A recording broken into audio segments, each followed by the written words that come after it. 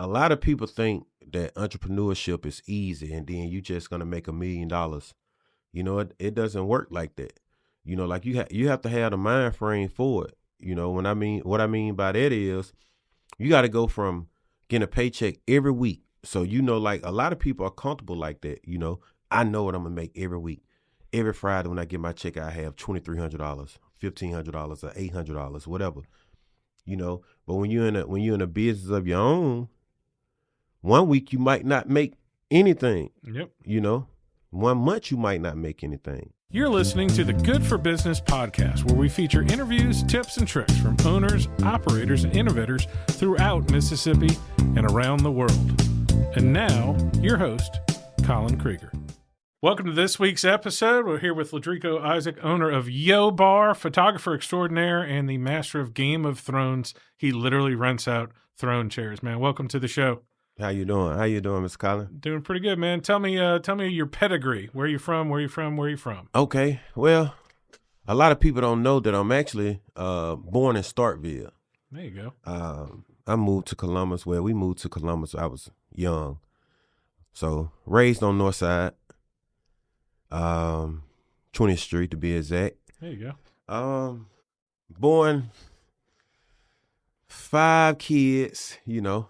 Yeah. Moms. It was kind of everything you can ask for when you were young. A house full of kids. Yeah. What about now? You got any wife, kids, anything? Married. Puppy dogs, snails, anything? No pets. No pets. No okay. pets. No pets at all. Married. July the 5th, made 11 years. Have a 15-year-old son. That's basically it, you know. That's basically it. Well, let's get to the origin story. Speaking of going to Starkville, I always like to hear about little bitty Ledrico running around. What was your first job you can remember? Were you cutting grass, washing cars? What were you doing? Well, I grew up in the Boys and Girls Club. Okay. So that was a fun experiment.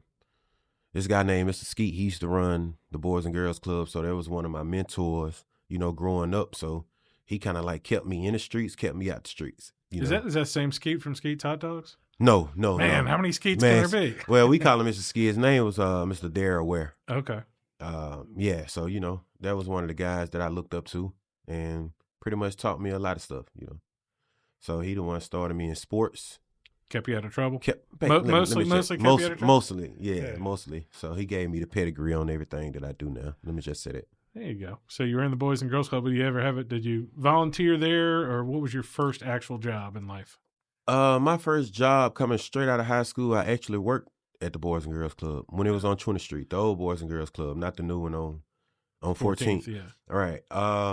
We did a lot of stuff growing up. You know, like we raised a lot of money for the Boys and Girls Club. You know, like we actually thought that, you know, that was the whole purpose of the gym and everything because we like shooting basketball and, you know, just playing sports. But that was actually my first job.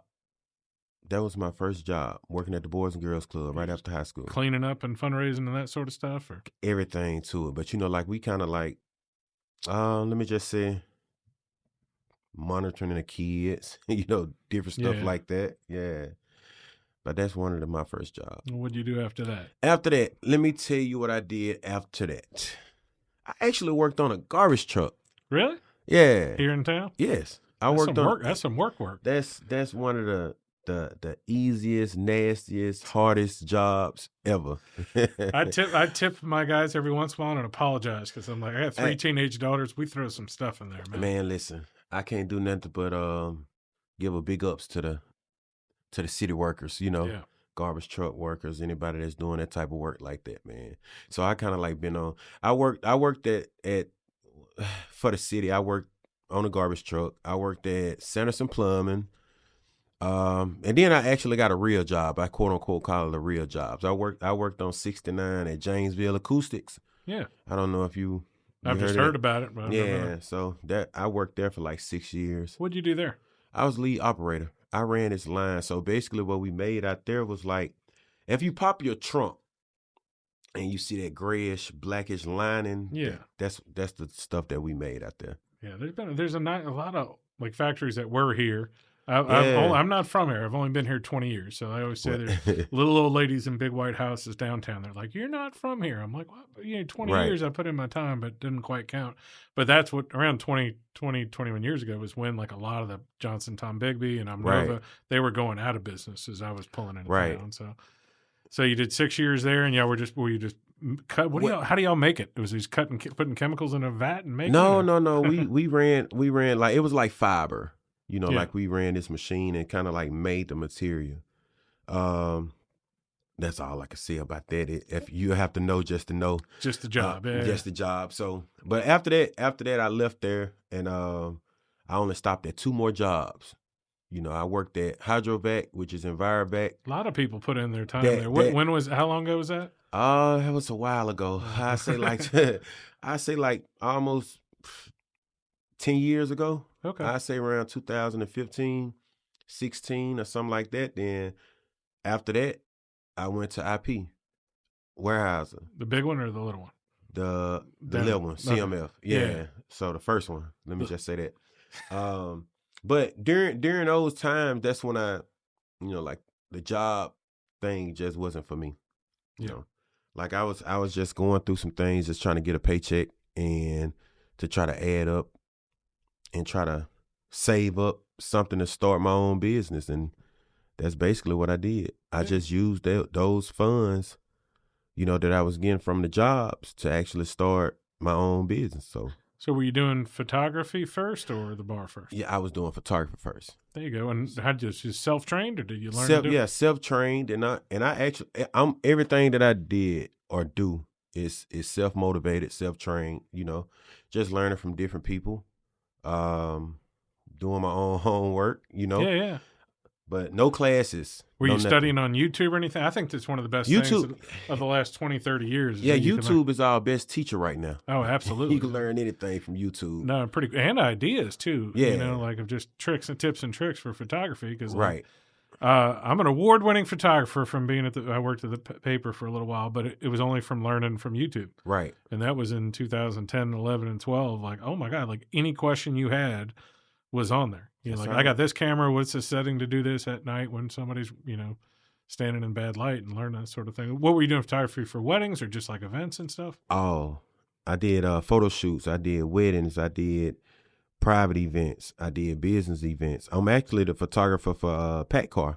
Oh, really? Every year I do their awards day, which is coming up August the 9th, I think. It's August the 9th. So I like what PACCAR does. I was just talking on the last podcast with Renee from United Way mm-hmm. about that. PACCAR like contributes to the community and does a lot of stuff. And man, it's a good example. Mentioned International Paper, right, or Weyerhaeuser, but their Weyerhaeuser and International Paper kind of forgot about now that there's all this big, huge factories out here, and they're still writing big checks. Oh yeah, Kellum Kim, who's Kellum Hawk now at International Paper in Plum Nelly, like they're writing some huge checks, United Way and these other charities, and they're not as visible because a lot of the people who've been working there for years, so long that you may not see them like the grocery store at Sunflower or whatever, but they're out there participating. Right. So I'm glad you're supporting them. So when does the Yo Bar pop up? What year? 2018. Okay. So that's been 7 years. And that was over on Blue Cut, right? No, we actually started on 45. 45. Yeah. Right. Well, it's next to Sonic. Yeah.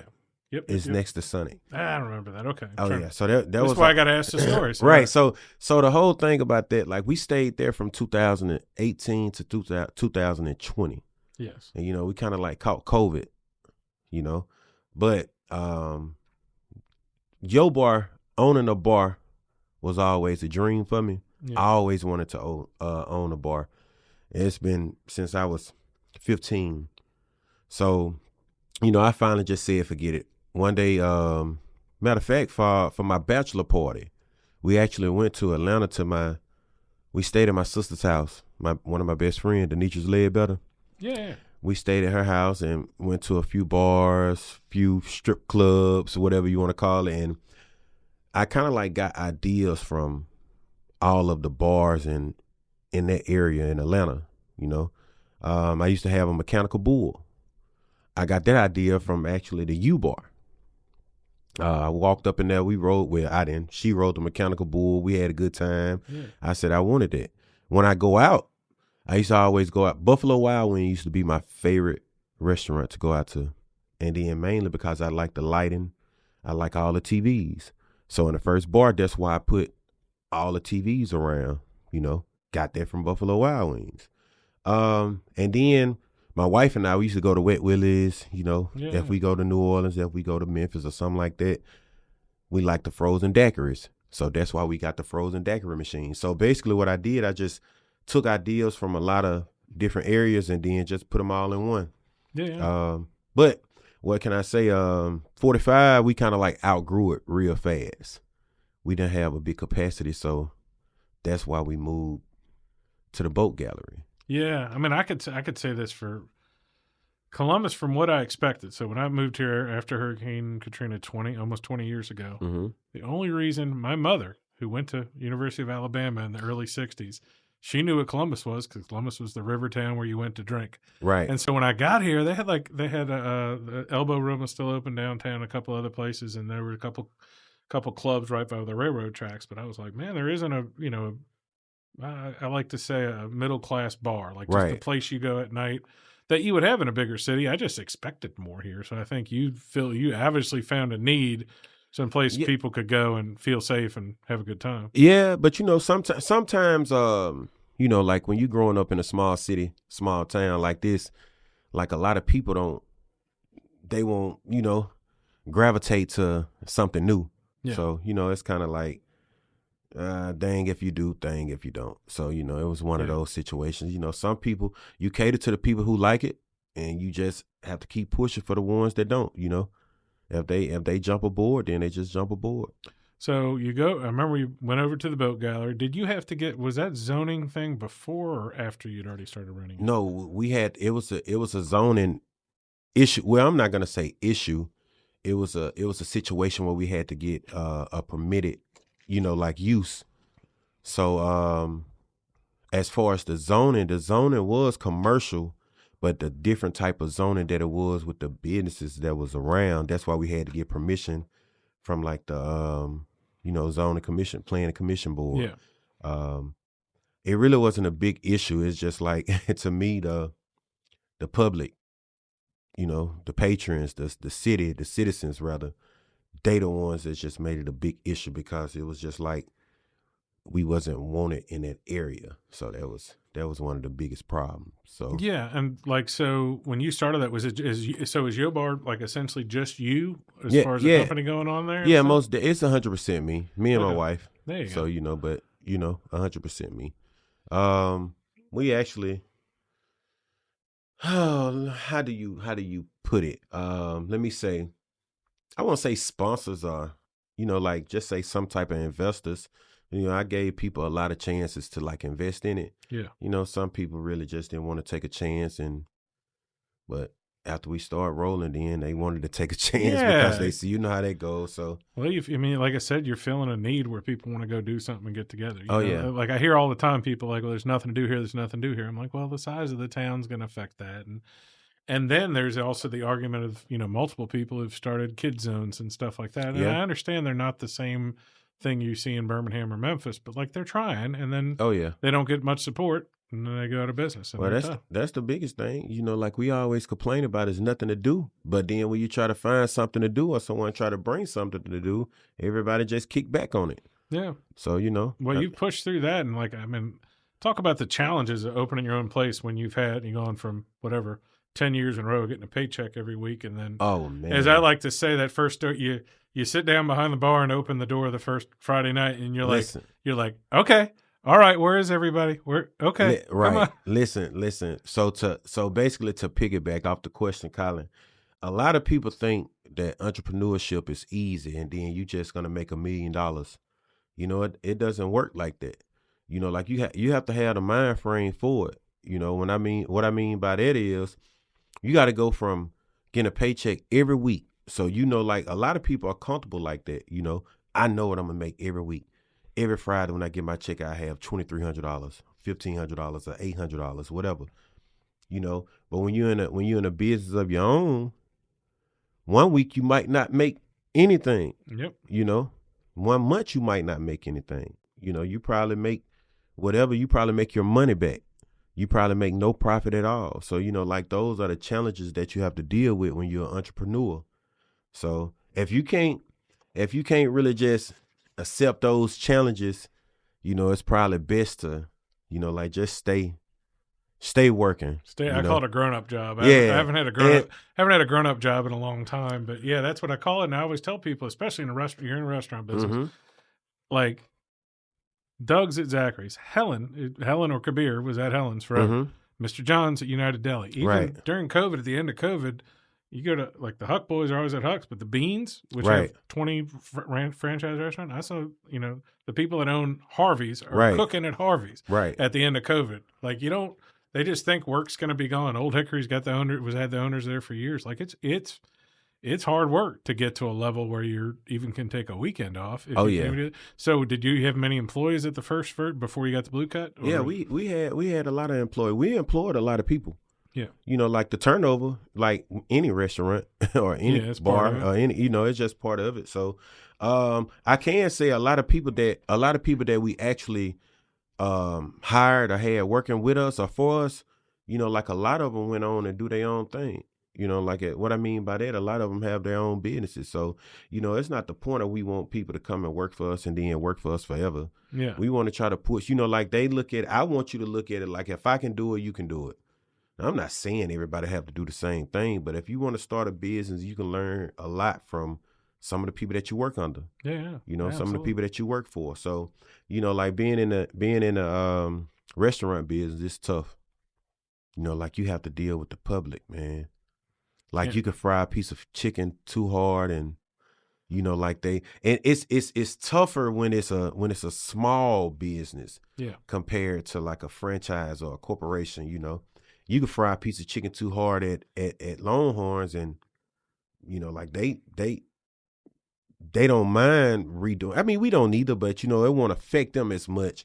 Well, if you're putting out a $20 plate of wings or something, and they want you to redo them and give you a hard time, you just lost at least $6-7 worth of food. That's what I'm saying. So like it's kind of like one of those situations that you have to make sure you got the right people in place. Yeah, that's when people ask in restaurants, they're like, "Why is a mixed drink $6?" And they're exactly. like, "Yeah, it's because you keep returning my food and complaining about salad and stuff." Plus, it's hard. The hardest part is how do you order food and then all of a sudden it's Saturday night and you got all this lettuce left and all this other stuff. You didn't make any money off of it. I literally before I came up here, I just went up to the bar to put in the order because we actually Saturday night. We actually ran out of catfish. We in a catfish alley, but we actually ran out of fish. Like it's just something that you have to know what to do. No, it's hard. And it's hard to, of course, you went through COVID with it. So, when what year were you on Blue Cut? Was that before 2020? COVID? Okay. So that was perfect timing. Perfect timing. That was like right at the end. Yeah. So 2020 is when we kind of like moved on. COVID gave us the boost that we needed. So it wasn't always bad. People were trying to get out of their house. Yeah. So, like, of course, we had to do half of the capacity. Being that we had to do half of the capacity, we was at a 99-person capacity at the first spot. Yeah. Just say 100-person capacity. So we was able to have 50 people in there. We was able to do to-go orders. And that's basically it. So, like it came to the point where we just was like, man, we need a bigger building. I had a different plan. The whole plan to move on Blue Cut, they actually found me, actually. And the whole plan when we moved on Blue Cut was to kind of like challenge, it's going to sound crazy, but kind of like challenge the Trotter.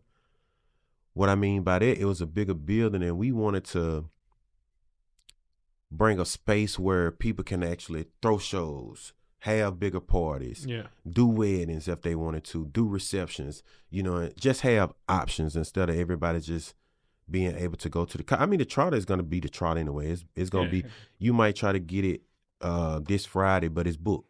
Yep. So we wanted to have like different options that you can come to. But how many people could you fit in there? At the boat gallery? Yeah. Whew. I think the capacity was like 1,500. Oh wow. That's yeah. huge. Yeah. So it was pretty big. It was pretty big. Now I know you had different problems. I've talked to the guys at Patio 45 before about noise complaints. Did you have noise complaints from neighbors, or is it I know before you were open, people were like, oh, we don't want a bar, whatever here on, and whatever, they have a right to complain about it. After you were open, what was the biggest challenges you had? Well, we never had noise complaints because the building, you couldn't hear in and out that building. So people parking across the street, I remember that. That's our biggest concern. Like even now, where we at now, like I can guarantee you the biggest thing that came about with your bar is just parking. Which is crazy. I mean, we respect it, we understand it. Like of course I don't want to own a lot and then someone just parking over there and trashing it or whatever you think. But what I can say is we tried to, everywhere we went or go, we try to talk to our neighbors and we let them know, like we have people to, even if it's not all trash, we still pick it up. Like we're not going to let anybody just trash the area. We don't want our area to look bad. We don't want your area to look bad. But it's like, as far as your bar concerned, it's nothing else that anyone can say to like quote unquote get us in trouble because we go by the book with everything we do. So the only thing they could pick on us about is parking, So that was, I mean, we made it past that. So it was just one of those things, like it's just the people they didn't want us there in the first place. So it doesn't really make, so if they can't get us one way, they'll just try to sabotage us with the parking issue.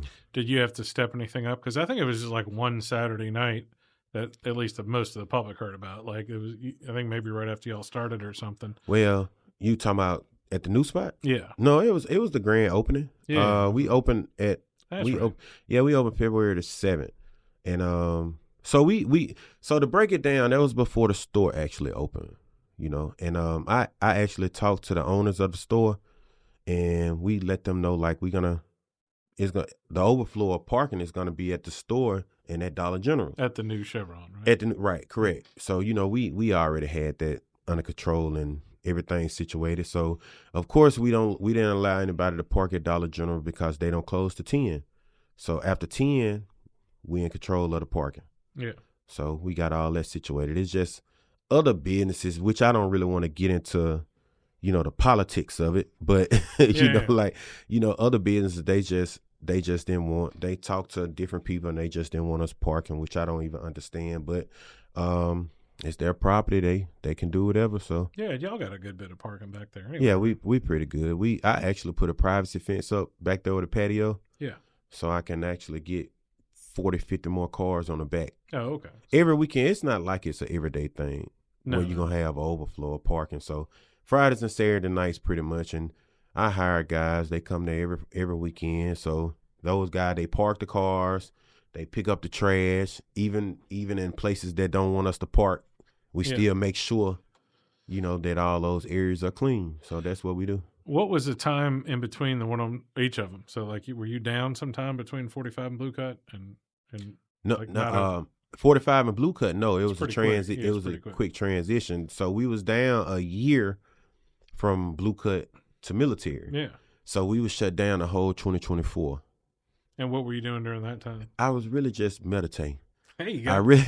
I really, to be honest, I really wasn't even planning on opening back up here. I wanted to take, with my wife and I, we traveled to a couple of spots, and, like we like Houston, we like Atlanta, we like all of, different places. Yeah. But I wanted to move, and I almost didn't open the Yo Bar back up in Columbus.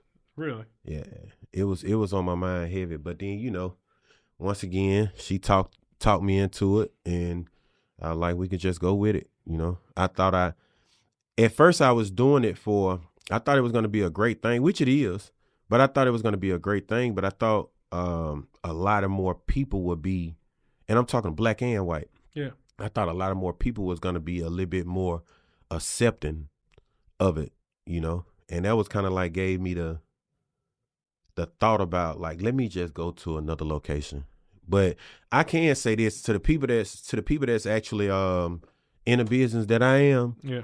It's if we can run and operate a business like this in Columbus, Mississippi, you can run and operate one like this anywhere else. Yeah. This has to be the hardest area to operate a business, a restaurant business, a bar business, or anything. Let me tell you why. You want me to break it down to you? Why, Colin? Go ahead. All right, so basically what it is when you travel, if you go to a bigger city, bigger state, what is it that bigger cities, bigger states have that Columbus, Starkville, West Point don't have? Just think about the question. Traffic. I'm trying to think of a little more money. Yeah, well, most definitely, those are some of the good things. But the things are, you got attractions, and bigger cities like that have tourists. So it's kind of hard to run a business here because every weekend is what?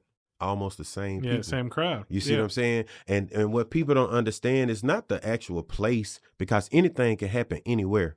It's not the actual place that's causing any type of friction. You know, like it's the people that's coming in there, you know. But if you shut down this place right here, what they're going to do? They're just going to go to another place. Well, I've talked to a couple of our previous chiefs, and like part of the stuff, when we have to be out there, part of the stuff's on the problem, especially with all 3 locations, has been the public perception of some members of the white community that think, oh, it's all dangerous because it's black folks. I can tell you, when I used to work at the Packet, and I've known all our last 6 police chiefs, the biggest challenge they have is when there is this group of kids, and I always say they're usually kids, and they kind of break into cars, and then it's been a relatively quiet last year, in Columbus. You can say the police chief's doing a good job, but part of it is the next kind of crop of bad kids is kind of coming up. And I'm not talking about kids who are going to go play in an arcade. I'm talking about the 18 to 21-year-old kids who are going to get into a bar, 23-year-olds, who are like, once you cross over 25 years old, you ain't have many problems because they've come through a tough situation and they're standing. Was that they have nothing to do. You know, probably the worst time I saw was 2012 or 13. And I was mainly referring, like, you know, we had the Elks Club and other bars off of, like, by the railroad tracks and stuff that were just brown bagging it and kind of getting wild in the parking lot. And like you said, after the first night, you got to control your parking lot. Like, it's over. You haven't heard a peak or cry or anything, you know? So it's just more of with the Yo Bar. It's like you want to be a part of this crowd. You got to be a part, you know, like you got to be a part of your people. So if your leader, if someone is over your group says that they don't want someone here, like either you go with it or you're not part of the group anymore. You know, like that's basically what's going on. So it's nothing wrong. And the crazy thing about it, I just talked about this yesterday. Let me break off this. It's like, the younger generation, when I say the younger generation, I'm saying like 21 to 25. Yeah. You know, like they don't come up in there a lot because it's too nice for them. You see what I'm saying? Yeah. Then you have my generation, my age group, you know, in the 30 to 45 range. These are my peers. So they really don't come because they just don't want to see me. You know, like it's kind of like I grew up with him. We supposed to be in the same whatever. It's almost like if you had a franchise bar that did the exact same thing. Yeah. If you were Buffalo Wild Wings or most definitely, people would go because that's a good point, especially when you're talking about the local thing like that. We're like, because I can think of, I would tell this story growing up. So there's a place called Mama's Place. I grew up in New Orleans. There's a bar in every neighborhood. And we were allowed to work there when we were 13 years old. Right. We got to have 1 beer because we were 13. And then when you're 14, you worked like 6 hours, you get 2 beers. But I can think of like times we didn't want to go there with a date because my friends would be picking on us. Or when I got older, like we didn't want to hang out there because we're going to see our dad's friends. Right. Because that neighborhood was so small, but we'd have no problem going to the daiquiri store or wherever else. Yeah. So that's an excellent point because you have a limited amount of people who are going to come. Correct. And especially since like, the W has college kids, but not a lot, not enough to affect a bar, and I think they've had some bars downtown the Princess is a good example. Mm-hmm. Princess is one of the few places that figured out, honestly, how to get white and black youth in their 20 in the same place. Right. And then they had a couple issues, but they were like outside, and it was for that same reason. Everybody knew each other. you cannot control outside. Why do you think when people go out of town, when people are at home partying, that's when the most drama happens, the most problem. But those same people can go out of town, go out of state, and you can see videos on TikTok, Snapchat, Facebook Live, and they having a great time at a place that's no better than what we are now, So that's what I'm saying. They feel comfortable acting up like that, like a kid who acts, like our parents might have beat us with reeds and we could never have a Coke. When, when the grandkids go there, they're all nice to them. Right. Because they know they're familiar and they know them. And yeah, that is a good point, man. Talking about how like you get into certain habits and then like we don't go, like I don't, it's my wife had cancer right before COVID. She finished chemo. She's doing good. Feel well. She's doing good now. She finished chemo right when COVID started.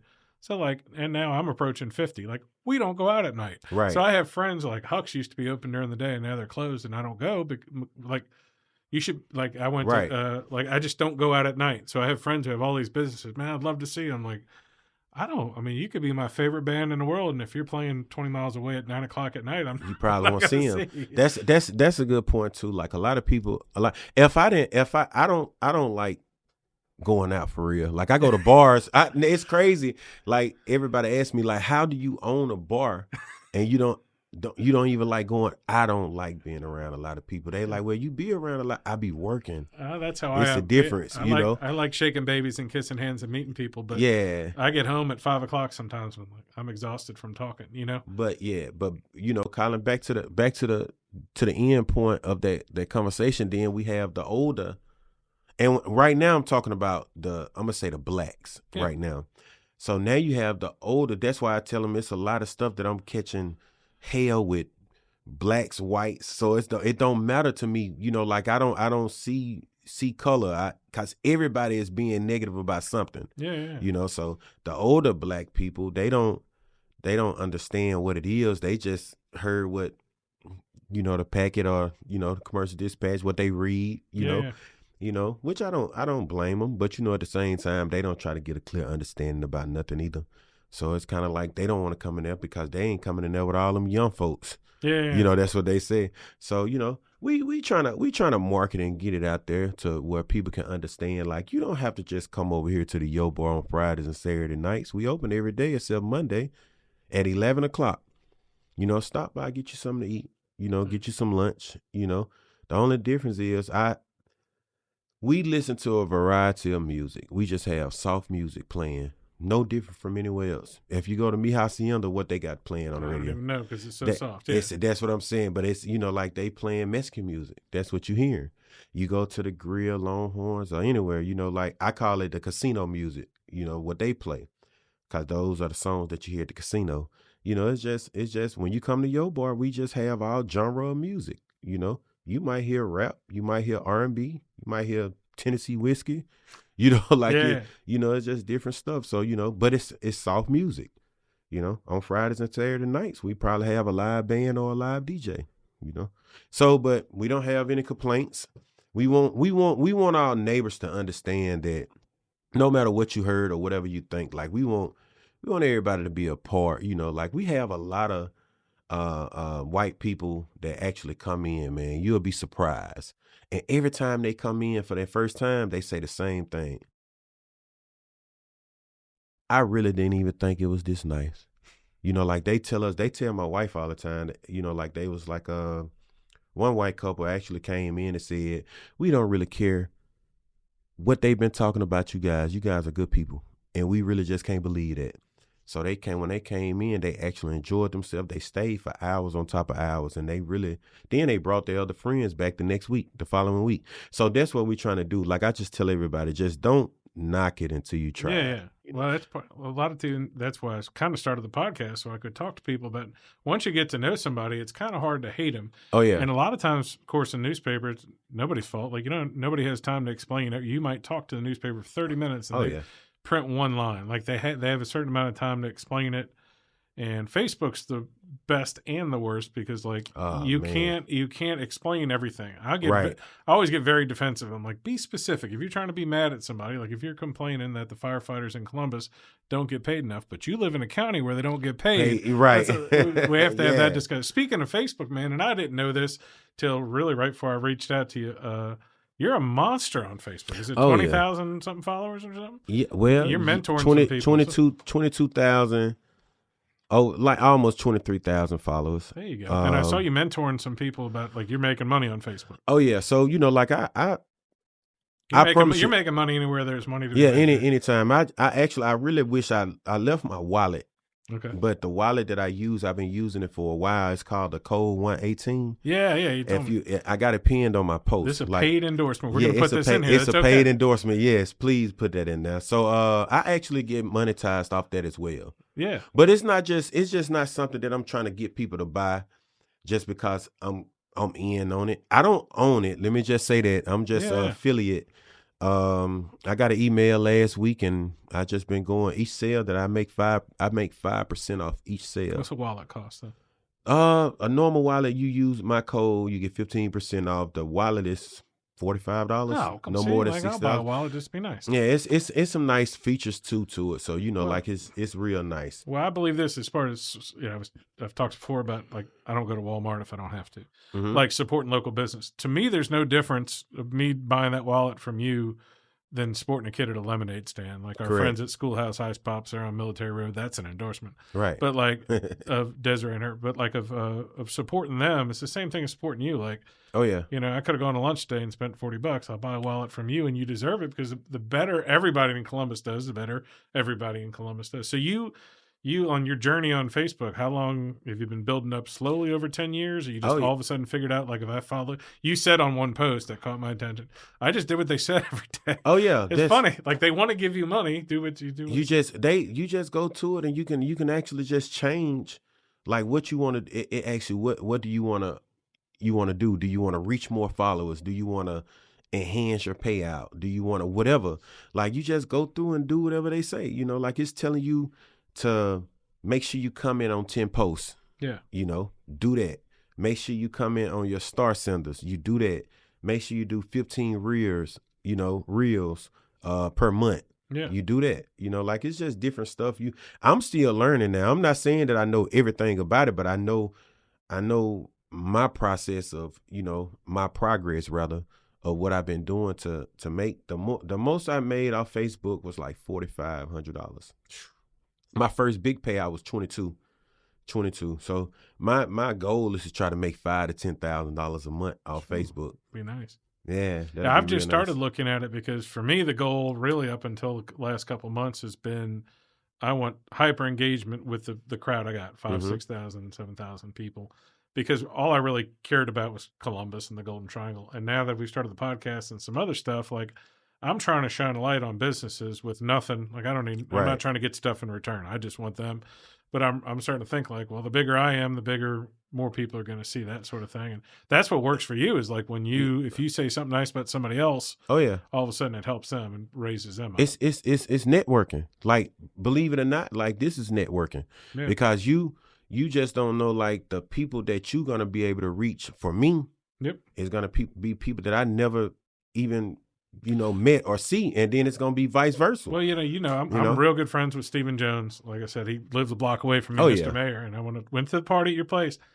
That's what he and I talk about all the time. Probably our two biggest challenges in the city is he talks about establishing a visible Black middle class, giving kids hope in the schools and that sort of stuff, and then trying to make some more interaction and more meetings between white and Black folks in our town. Right. Like, I grew up in New Orleans, so like it was everybody was together. Together. Right. We're all broke together, is what I would say. Right. And that's how I think about it when we're in town. It's like, man, you got to put yourself in more situations where, there's only two white guys that night at the party, and I'll have a fundraiser at Zachary's, and only two Black guys there. And I was like, nobody intentionally tried to do that in a bad way.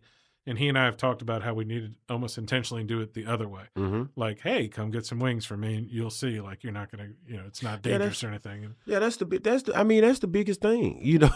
Like, we got to break that barrier, man. Like, and the only way you can do is hanging out and get to know each other. Because, like, that's part of something I talked about during the election, was that a lot of white friends I knew were putting all four Black council persons as one group. As if they met that night and had friends. And if former Councilman Mickens and Beers and Stephen, they're not all happy at each other all the time. Like, they're not best friends. And obviously Leroy and Stephen are like ran against each other. But they both know afterwards you got to get up and move things forward. And look, we are in the deep South, and it's Columbus, Mississippi, and there's some good old boys, but there's more progress being made on it. And people have to go out in public or do interviews like this where, like you said, you reach somebody different and understand that. Most people, 95% of the time, there's nothing there. They just don't know. The same reason they're scared of Middle Eastern people or I mean, scared of just going on a motorcycle. Like Right. they just don't know. Now, my 3 teenage daughters never ever go on a motorcycle. I need that little tangent there, but like I said, there's nothing there. There's nothing to be scared of. Yeah, And some people just don't know, and some people really do go off of what they hear and what they talk as well. Yeah. You see what I'm saying? So it's kind of like a 50-50 ball with that. But like you said, like if everybody really just get together, you know, black and white, it really don't matter. Like I feel like if everybody pull in together, it'd be less trouble to me. yeah, well, Because what I'm saying is, growing up how I grew up, you know, like if we go to a establishment or a building or a place or anything, and we see older people, that's gonna make us less likely to act. You know what I'm saying? But as somebody who's almost older people, I right, understand, you know, yeah. like it's gonna make us less likely to act up, and then vice versa. If you older and then you go to a, you gonna be like, well, I probably don't need to do this, you know, with all these, young you know, bloods in. teachers and these my students and things like that. But you know, like even with blacks and whites, you know, like when, man, I can have a good time with anyone. Like I really like having a good time with anyone. And then when it's more diverse, to me it's less drama. It's less trouble. It's not just problems with places where it's all blacks and then they just fighting and shooting or whatever may be going on, because a lot of people, I mean, the same thing happened in the white bars, you know, like quote unquote, you know, like it's just, the only difference is sometimes like those fights and arguments and whatever altercations, they don't get publicized more. Well, they don't get, here's and this goes back to, I've talked to a lot of our local African-American politicians and white politicians, but it's always my argument. And the story is, a little white girl goes missing. And the newspaper, this is the only thing I can fault any of our local media for and national media. When something happens and it's just instinctive, when it's to somebody who looks like you or goes, the story's more compelling and they follow it, and they don't realize that when the little black girl went missing, it's just as important. Right. Some of the national news has probably overdone it trying to react to that sort of thing. But I mean, like, again, there haven't been other things where 150 people died, but like there was a little, the camp in Texas and all those kids, like there's a whole bunch of white people that can empathize with young white ladies who went missing. And that's been historically the narrative in the media, is that a little white girl goes missing. Right. And I've talked to the last 2 police chiefs who've done a lot better job here. Starkville does an exceptional job here of when there's a shooting, explaining like these 2 people knew each other. This isn't random. That's the quote we hear about Columbus a lot. Oh, those gangs. Like, I couldn't get you here if I tried. Right. Now, today, while we're recording this, it's a little after 2:00. If you want to die tonight in New Orleans, I can get you killed. Right. I definitely can get you shot or get your car stolen. Like, there are places that you can go, especially me, where I can go and they're going to take my, like, go. Right. I couldn't get you hurt here. You're more likely to get your tire changed on 14th Avenue North here than you are to get shot. I think like to me, and I love, you know, the commercial dispatch, you know, like the people, but the media controls the narrative of everything, you know, like you said, they don't put enough information in there to see. Like, we have so much backlash on Columbus that you can't even get people to come over here. And like, I feel like Yo Bar was one of the reasons that we brought a lot of revenue into the city. We brought a lot of artists to the city. We don't get credit for anything. You know, like we hired a lot of people. Hotels made money. The stores made money. The Waffle House made money. Boutiques made money. You know, everybody made money when we brought artists to the city, you know. And then once, what people don't understand, we get this a lot. After we shut down. We didn't get shut down. Yeah. A lot of people think that the first thing they say is they close y'all down. No, it's no day. We decided to do that. But once we shut down, like, it's like the city went dry. Like dead, like people didn't have anything to do. You know? And I'll argue the timing of, think about how long were you, 14 months you were down? 13 months. 13 months. I mean, you're not directly responsible or not responsible for crime, but it's been this year's been really quiet. Yeah. And you're just one of many outlets of stuff for kids to do. But when we say that, like, kids need stuff to do, they usually mean 14-year-olds who should be at the Boys and Girls Club. 22-year-old kids need stuff to do too. Oh yeah. Like I worry to death about the older my daughters get because I know what they're looking for. And I grew up in a city I'm amazed I survived going out at 2 a.m. in New Orleans in the early 90s. And like here you hear about, like they're going to smoke weed or do something. But like if they're just driving around looking for fun, that usually is looking for trouble. Mm-hmm. And kids, adults, and I refer to kids anybody under 25, they need stuff to do too. Yeah. And some of them don't feel comfortable going to Buffalo Wild Wings, white, black, or other. Some people, or they don't want to. And we, like I said, we don't have a huge boat. Like a couple of the restaurants downtown have moved away from not really being a bar anymore, which is fine. That's what they want to do. I just think it's funny. Like I said, when I moved here, this place had been for 50 years, had been the place to go drinking, like a drinking town. And it's kind of calmed down. But yeah, I think if people give you a try over there, they'll do it. I don't get mad at the media. Because some things are just their perspective. And a lot of times I'm glad that, I don't know if you know, the Dispatch has started a podcast and started talking to people and they went through this election. So yeah, you need between the headlines. But like they had every single person who's running for office on there, city attorney, like I think they have George Irby and some other people scheduled. Like, and you can hear more about the editors, like real opinions on stuff and talks about, like they need more time to talk about stuff. Because when you just put in a headline, no matter how much work you do, the next day, whatever that headline is out. So like the headline this week on the paper was there was mold in a fire station. Well, they knew it's been going on for like a month and a half. And I have friends who are like, well, your friend's mayor now and there's mold. And I'm like, it was already like. It's already a thing. I was like, it's fixed. I was like, but that's what I do like. We're not in New York. If you want to go talk to the mayor, you can go talk to him. The last 4 mayors since I've been here, or 3.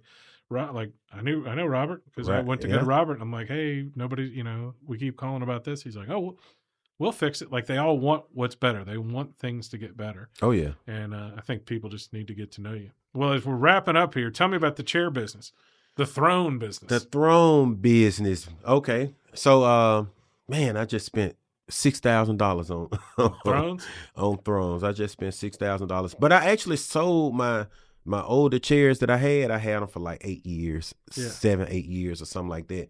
So I sold them because I was getting everything situated with the bar, and I knew I wasn't going to have time at the time. And as soon as I sold them, everybody wanted to rent out throne chairs. I actually tried to sell them to Prestige Rentals. Yeah.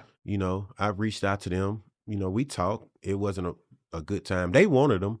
It just wasn't a good time, money wise at the time. And so I try to keep them here to someone, a couple of local decorators and stuff like that. Money just tight. So they just didn't have it to buy. Somebody from Memphis, a lady from Memphis actually came down here and bought all of them. There you go. What do most people rent them for? It'd be different things. Now, the biggest thing is going to be like a wedding or like baby showers. Yeah. But, I do church anniversaries, photo shoots, just any type of event, really, if they want a chair. Yeah. I have 4 new colors in, all white, all black, all gold, all gray. Wow. I've talked about on this show a lot of times how people don't understand how many different opportunities there are. My kids wash cars and babysit and stuff. That's just the tip of the iceberg on people want services. They want reliable services from somebody they trust. If people want to support you and help you, so you can go ahead and pitch every single one of them specifically, but photography, the chairs, and then like the restaurant. And then do you do any catering or anything with the restaurant? Yeah, we actually do. We do wing trays. So not every Wednesday. So on Wednesdays, it's like every other Wednesday. We do like a wing crush Wednesday. So that's 75-cent wings, or we do $50 platters. Like 50 piece for $50. Something like that. So we have different deals throughout the week. So I want everybody to be aware that we're going to have on a Thursday, it's going to be a 2 for $25. So basically it's going to be 2 entrees for $25. Okay. What kind of food do y'all have there? So we have wings, we have fried catfish, we have the Cajun chicken pasta, Cajun fish pasta, lamb chops, lemon pepper chicken breast, appetizers, things of that nature. So we got a pretty good menu. Okay. What are the hours now? Okay, so we're closed on Mondays. So Tuesday through Thursday, it's 11 a.m. to 10 p.m. On Fridays and Saturdays, we're open at 4 p.m. to 1 a.m. Yeah. And on Sundays, we open from 11 to 4. Well, this is going to count as a personal endorsement for the wings. Okay. And now I'm going to talk. My kid is hooked on wings, so we're going to come see you this week to get some more I stuff. sure appreciate it. And then for the photography and the chairs, how do they get in touch with you? You can my personal page on Facebook is Ledrico Isaac, Ledrico, last name Isaac. You can also look on Yo Bar Columbus, and I have a personal page for the photography is Isaac Images. There you go. And I want to say this: he's been employing folks, and I said every time that register goes through, some of this money's going to the city of Columbus too. So most there's some time when people are having a party on their back porch or cooking their own wings, the money may go to the grocery store, but it's not the kind of tax rate that a restaurant comes up. Yes. And the restaurant gives money to the tourism association, that the restaurant tax and everything else, and people just don't understand it. So they need to get to know you, and they need to stop by. There's on Military Road, just halfway in between Lowe's and Lion Hills Country Club. It's right there, and correct. Always got food to go. Is there a number? Do you know the number at the office? The number for the Yo Bar is 662-364-1786. Well, good deal, man. Thanks for coming on today. Appreciate you, man. It's been good for business. Oh yeah, thank you.